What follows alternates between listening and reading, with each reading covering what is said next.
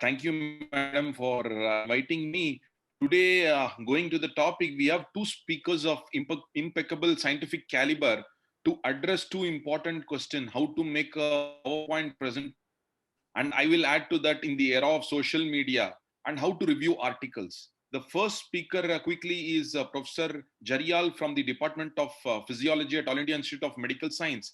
And the second is Professor Ahuja, also from the All India Institute of Medical Science from the Department of Gastroenterology. So without wasting much time, we shall proceed straight to the presentation. Dr. Jarial, please.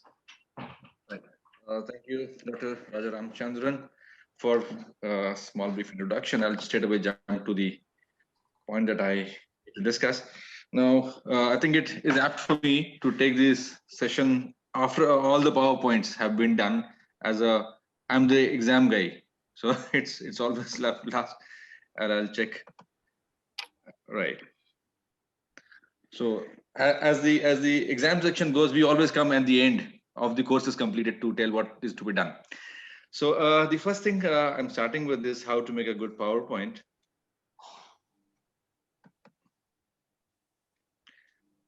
So in the first slide, I just showed you a slow dropping screen as one of the features of animation. And so when we say what is a good PowerPoint, let's first say what purpose do we use for as PowerPoint used for. So it's just an audio-visual aid, which is used by all our speakers to communicate with an audience. What many people forget is that it is not a replacement of public speaking skills. And very often you find that the speakers, especially the unexperienced ones, they wait for a PowerPoint to come, the slide to come, and then they start looking at the slide and start speaking. The PowerPoint is meant for the audience, not for me as a memory trace. So PowerPoint is a show, and like any good public speaking, you have your hands, intonations, similarly you have colors which the tools gives you. I'll take a couple of examples. I mean, all of you are experienced with this, but still I'll just share what I have been doing over the last couple of years. So there are 3 steps in PowerPoint show, because ultimately what we're doing is public speaking using a tool. It is no different from making a movie or any documentary, ultimately conveying your ideas through a medium. And we use this as a medium. Preparation of a script, converting script to PowerPoint, and then finally delivering the PowerPoint, what we have made.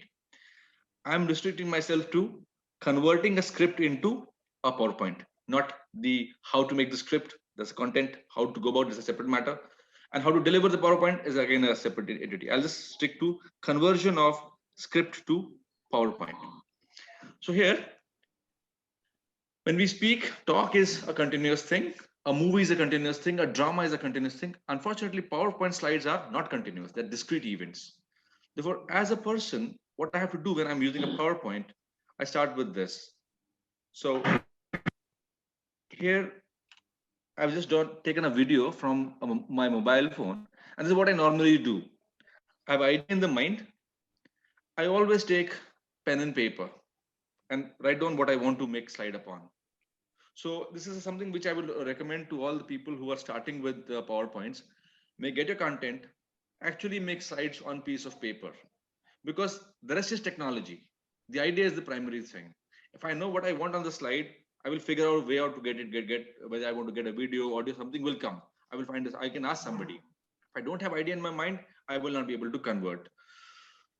By this also, you get to know how many slides are you going to need, because you know your timelines, you know your ideas that you have to give.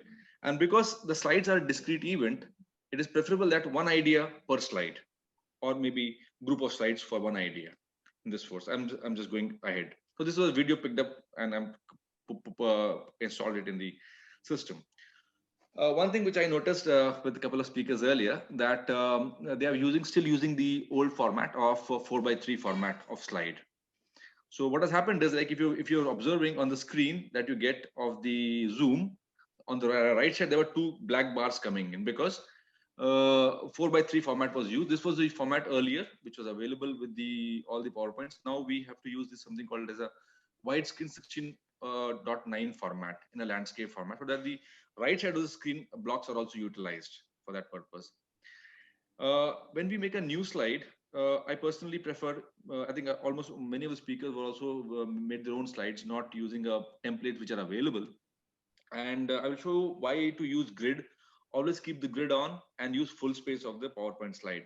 So usually what happens is sometimes we use a title bar on top, which stays throughout the PowerPoint presentation. That's an area lost. Similarly, if you have something on the lower side or upper sides, you lose the space. So it's composing. You have a given space. You need to utilize completely. So the usual questions of font, color, and type. Ultimately, they're personal choices. What you have to see is visibility. In an online format, really doesn't matter.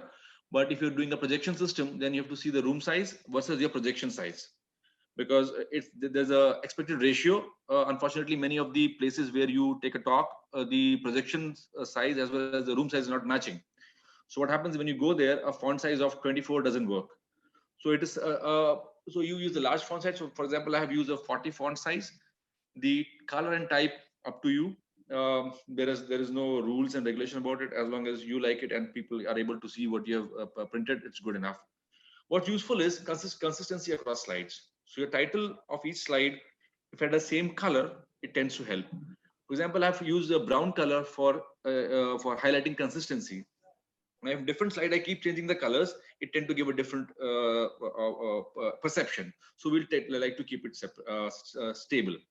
Similarly, on the leave a margin around the space text. For example, if I just go out and on this slide, if I were to take this particular or to extreme left, the text box to extreme left, it's going to take time with this. So then it doesn't look good visually. So you would like to have not absolutely on the edge. This doesn't look that good. Human mind loves a little bit of boundaries or margination. So I would prefer that this particular text box has some margin on each side. And as a slide, there's a boundary, invisible boundary, which is not there, but it gets created because you have not typed anything. And of course, the alignment is useful. So here I'm using a hierarchical system. So some have small font with indentation. It visually guides a person that this is a part of certain headlines. So for example, the right side is a level 1 font size and level 2 font size. If you have the same font size for all, the whole idea of indentation doesn't work. So we're reinforcing indentation by color, by bullets, left side, the right side movement, as well as the font sizes. And using of color, I'm putting attention to focusing attention on that particular idea. But this is one slide which I have taken from my undergraduate slides, just to show you that I've used color boxes to indicate a couple of things. So I have green color to indicate external information, the yellow bars to show the pathway, the pink boxes to show the neural system, which senses, integrates, and the limbic system, hypothalamus, and the brown bars to show the output. And all the three components of output have that orangish yellow shades. So this way, it helps organize the thought process for the students is easier. When you could say it, but the visual cueing is extremely useful. The font sizes which are being utilized for boxes and the coloring and grouping of them together helps in that manner. Animation, all of us use animation. I'll show you a couple of examples that how it can be enhanced. So let me show you on the right side. So this is one slide which I've taken again from my stock. On the right side, I want to show that a stimulation is given on the cortex and the pathway and the impulse travels down the spinal cord and reaches the muscles. So let me just run the animation. So you can see and there's a response from the muscle. Again, I run another one and there's a response from the lower limb muscles. Now, this has been made using the animation software of the PowerPoint. If I just to show you how I have done it, if you can see that each of these animation, I'm just activating animation component. Each of these is actually a line drawn. It's a line drawn, and by changing the line, I can give the trajectory to the pathway. In that sense, it has been done. Let me go to the another one. We also use a lot of tables. I'm making another sample slide. So a table has been made, but as you can see, you can observe a very lightly shaded something, and I want to audience to be able to have it one by one.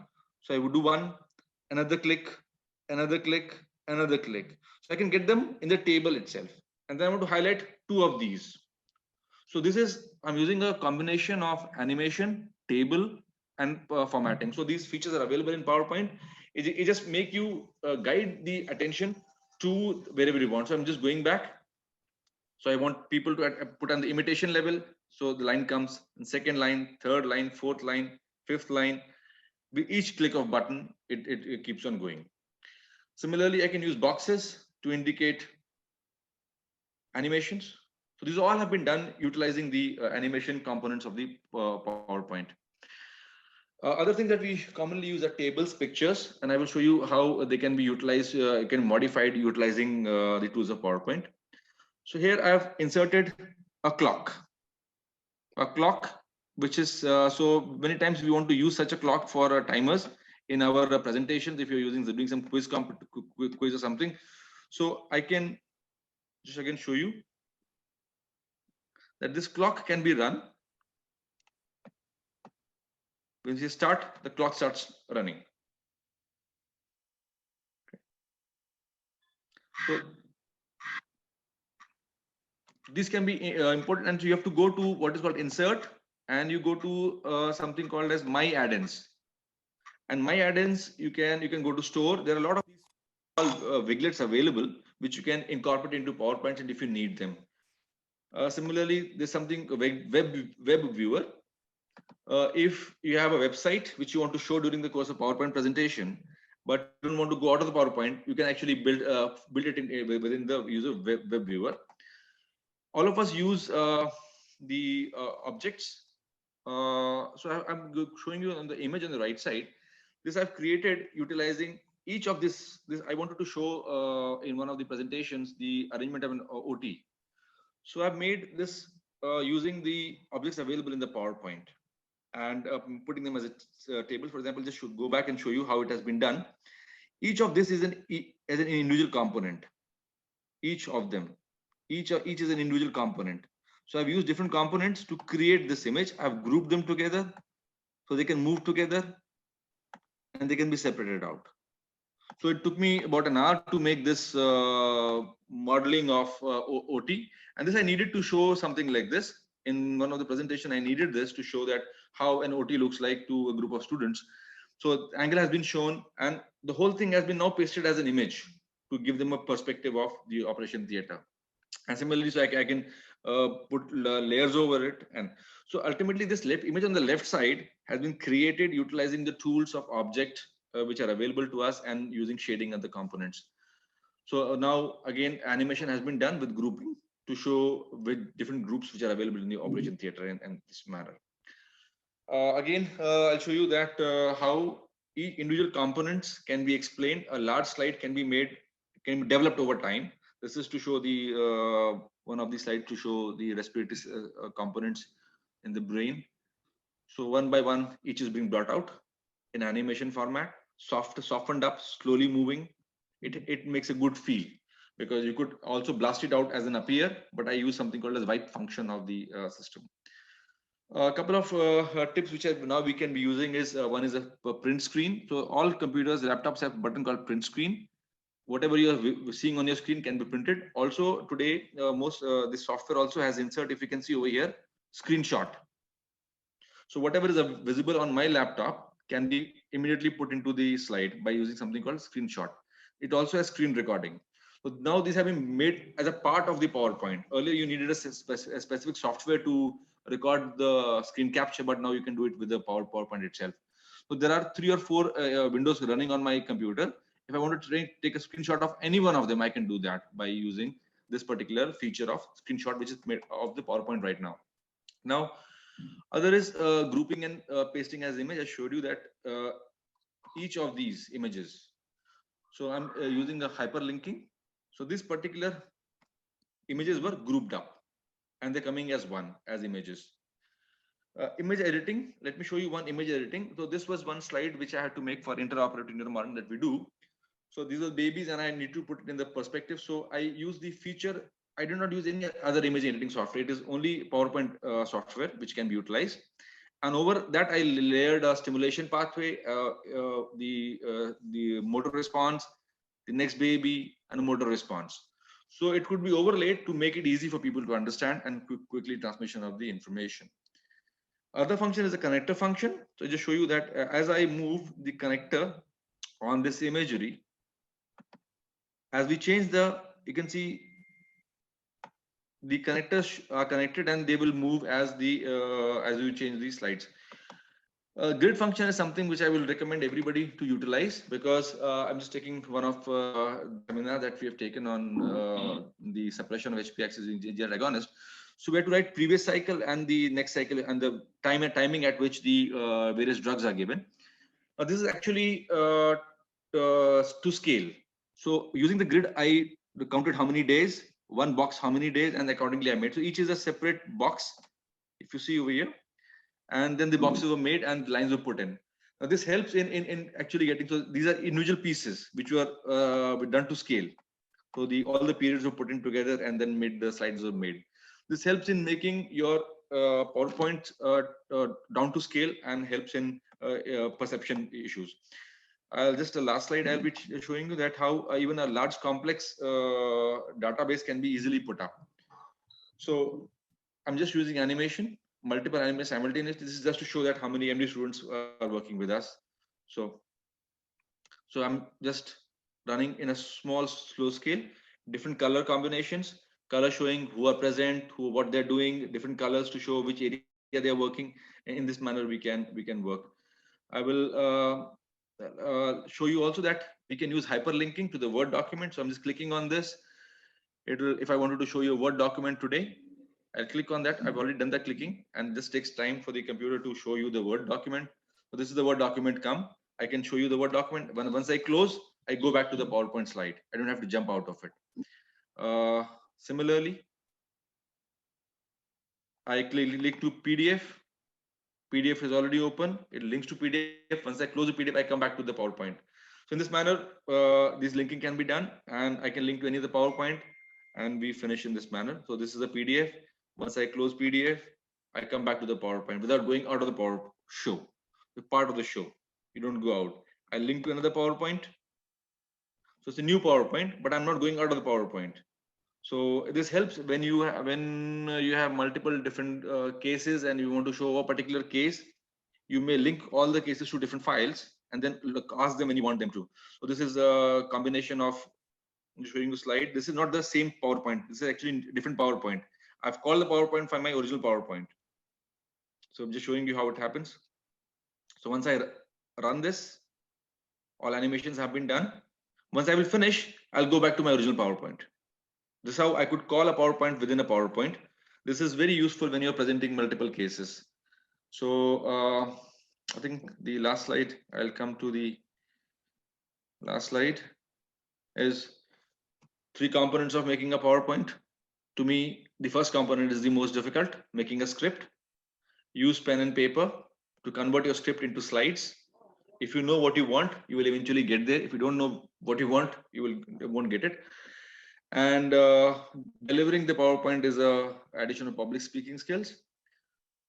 A good PowerPoint can do nothing for the bad script, but a good script can be ruined by a bad PowerPoint. That's the carry home message for all of us. Thank you very much. Thank you. Thank you, Professor Jaryal. It was for a lucid presentation. And I see there are no questions. So as we are running ahead of time, so Sure. I'll request the second speaker to please. Professor Ahuja, please, you can start.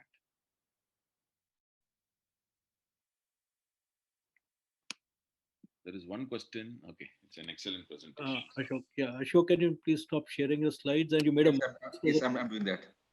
It was like an artist, I must say. And thank you, Dr. Neeja Chawla, for this invitation. And the program seems to be immensely successful, as there's still a lot of people, although it's quite late in the day. So I'm supposed to talk about tips for young reviewers and how to review a journal research paper. I was very much interested when it was young reviewers. Why young reviewers? Because reviewers are always supposed to be all those old professors and all who have done plenty of work.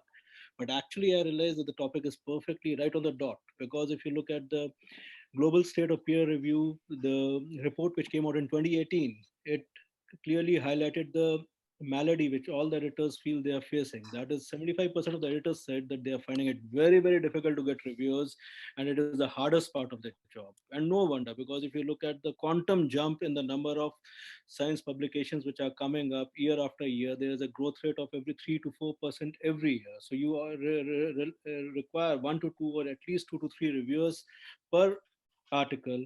No wonder there's a dire need for reviewers, and that is why even as part of various editorial boards, whenever we have meetings, we're talking about let's try to include the younger people, the assistant professors, because they not only have the time, they would also perhaps do it much more diligently.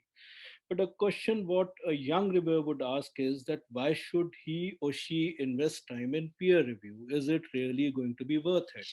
So this is a survey which went with which had around 15,000 people who participated in it, and they looked at it. Why do people want to do peer review? So some of them were doing it altruistically, part of their job as a researcher. They wanted to reciprocate for reviews of the work done by other people, whereas others also thought that it helps in building relationships with journals and editors. It helps to improve their writing skills. It keeps them up to date on the latest research trends in their field. But besides that, I think if as a youngster you get an invitation for peer review, that is an indirect way of telling you you are getting recognized. And this recognition is definitely rewarding. And besides that, it is not only recognition, I feel it is something like solving a crossword or a Sudoku. Like it is something like if you're really interested in whatever work you're doing and you want to gradually hone on your skills, then it is like a crossword which you would pick up or a Sudoku you would pick up.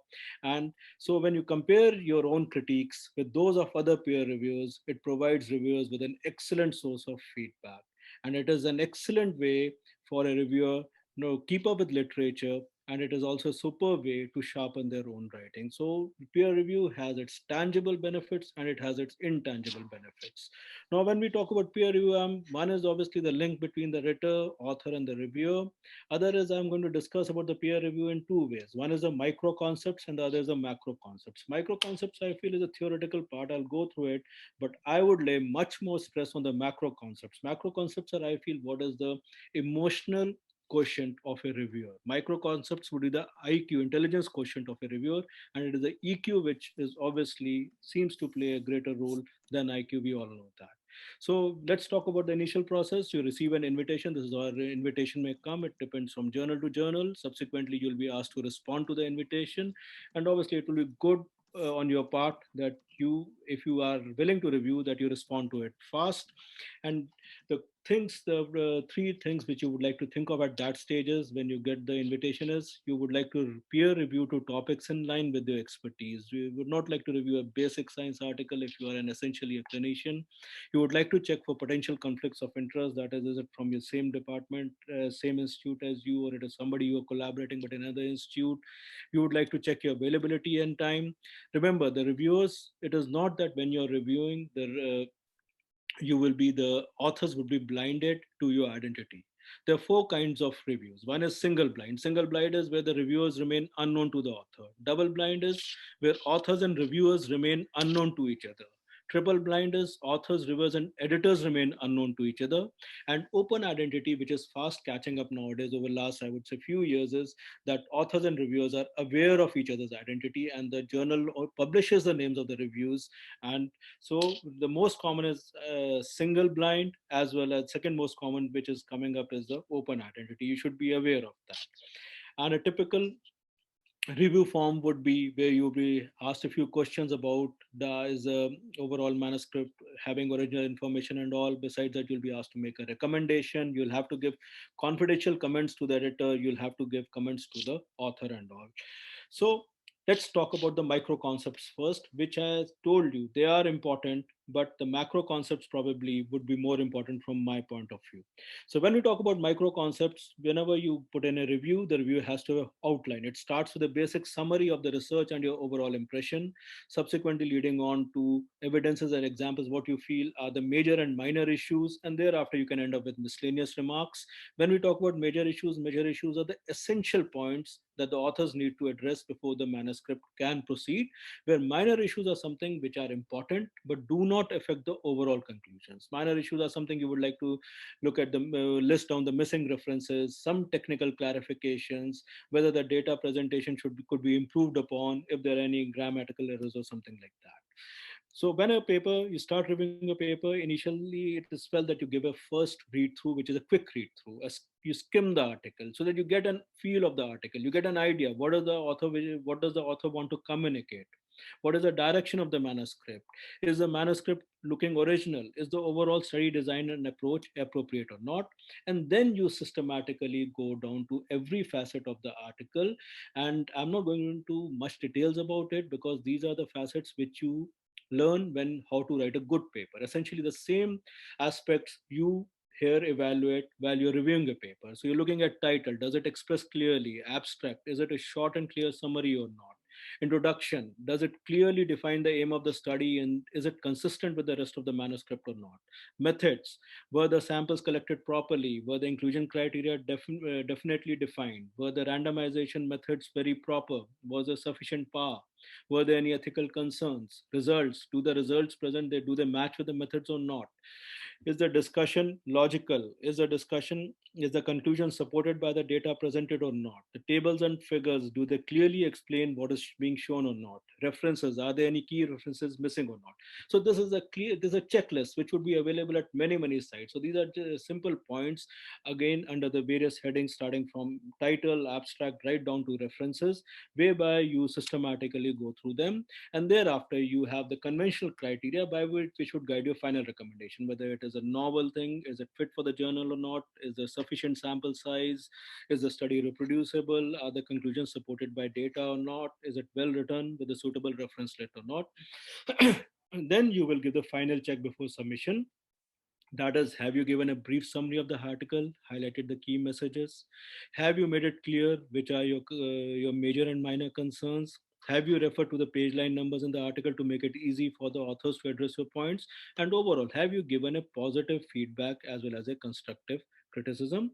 And then, along with that, you're also supposed to give confidential comments for the authors, where you would like to not give the same kind of feedback in terms of major and minor points, but you would be sharing your feedback with the editors. And here you would be talking about if you have any issues whereby about ethical guidelines, or if you want editors, you feel that, okay, this is an excellent article, but for the readership of that particular journal, it may not be very appropriate and all.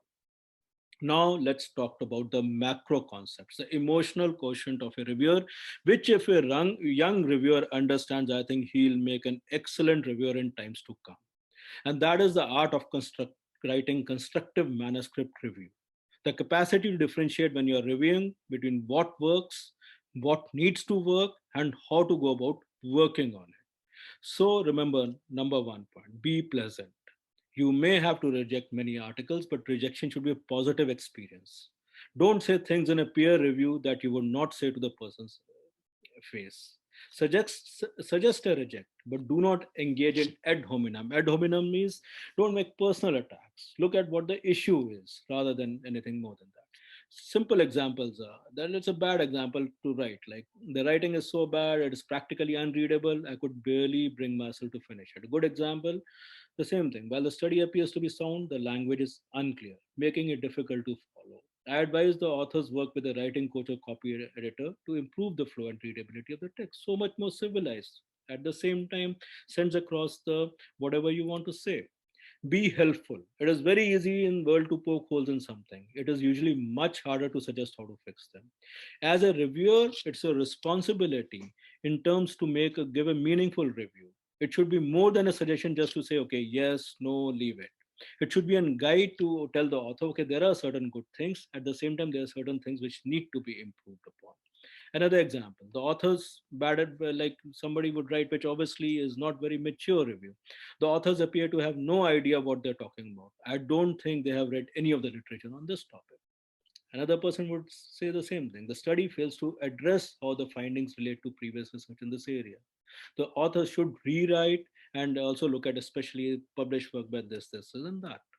Be scientific. Do not only fill up your review with typographic issues like, okay, one comma missing out here, one preposition missing out here. Instead, concentrate on showing the added value of the scientific knowledge and do not concentrate on missing commas and all. Be realistic. When you ask, okay, more extra work should be done and all that, then look at the journal where it is being submitted. Do not try to equate every journal with Nature or NEJM and say, okay, this now more extra work should be done or this kind of analysis should be done. Be realistic about the work presented, changes you suggest, and your role around. Be empathetic, very important. Think of yourself when you have got the reviews. You got some good reviews, you got some bad reviews, then put yourself into the shoes of the authors whose paper you are reviewing. Remember, your reviews being scientific, helpful, and courteous is an excellent idea. Another example. Here it's bad reviewing. It's obvious that this type of experiment should have been included. I have no idea why the authors didn't use it. This is a big mistake. This is like rubbing salt, pepper, everything in the wound. And good example, the authors are off to a good start. However, this study requires additional experiments, and alternatively, the authors could include more information, etc., etc. Be organized. When you're writing a review, it also has to have a logical flow. As I told you before, give a overall 1 or 2 sentence overview, then give the feedback in a structured manner. Remember to say what you liked about the manuscript. There would be some good points about the manuscript, and it's a good reviewer would also highlight them. Nothing is more discouraging to a new investigator than a sarcastic, denigrating statement in a review. And also weigh the revision according to the impact of the journal. As I told you, like for example, do not feel that every journal is a very, if a journal is not a very high impact journal, then in that case, if the article is not fitting up to the highest impact journal, does not mean that you weigh the revision according to that. And from your side, you have to be timely. You cannot procrastinate by delaying the review for days and weeks, because the believe it or not, editors do track who's reviewing what and when. And in fact, like as I told you, there are tangible benefits and intangible benefits. And now whenever you're reviewing, you should always have your open or OSET, or that is electronic ID, which should be created, which is created for each user, because that can not only help to line up your publications, but also the areas you're reviewing. Secondly, Publons is there. These are score sheets which give peer reviewers instant recognition. So you should also have, you can get credits for Publons, and that keeps a track of wherever you're reviewing articles, and that can be useful. And reviewing is something, if you do well, it helps you in building a creditable relationship with an editor, especially if you show that you're reliable. You prove yourself once, and you'll be asked to get reviewed again and again. And finally, if you have reviewed and get to know the author whose work you're reviewing, please maintain confidentiality. It's not something that you have to run up to the author and say, okay, I reviewed your paper and I said this and I approved of your paper and all those things. That would be immaturity. In fact, deviation to this practice is sometimes also construed as serious misconduct. I have listed out here 5 papers which have been considered as possibly the best guidance papers for novice reviewers. So if you go through them, and in fact, some of the points out here in this talk have taken up from these articles. And so these are excellent readable articles which give a clear-cut idea on how to be a good reviewer. So finally, to wrap up, anatomy of a good review: accept assignment when the topic is in accordance with your background, check for potential conflicts of interest, check your availability and time according to the complexity of the article, identify thereafter the innovative value of the article, and read the article twice. Give it a skim initially. Provide exhaustive comments covering all the different aspects of the article. Write your comments clearly. Be fair with the author. This is very important. This is one message. If you get it right when you are starting as a young reviewer, I think you will be considered as an excellent reviewer. Be pleasant, helpful, empathetic, and timely. Weigh the revision according to the main importance of the journal, and maintain confidentiality throughout and after the peer review process. Thank you so much for your attention, please. Thank you. Thank you for being on time. And it was a fantastic review, sir. A quick question. There is only one question which has been displayed: is there a good checklist which could be used by a reviewer? I think you just answered it in your last slide. This question was asked prior to that. I think it is. The checklists are available for PLOS has a checklist. So if you go on Google, PLOS One checklist would be there. Most of the publishers have their checklists as such. And as the slides also showed anatomy of a good review in terms of various points which need to be addressed. Thank you once again, sir. It was a pleasure listening to you.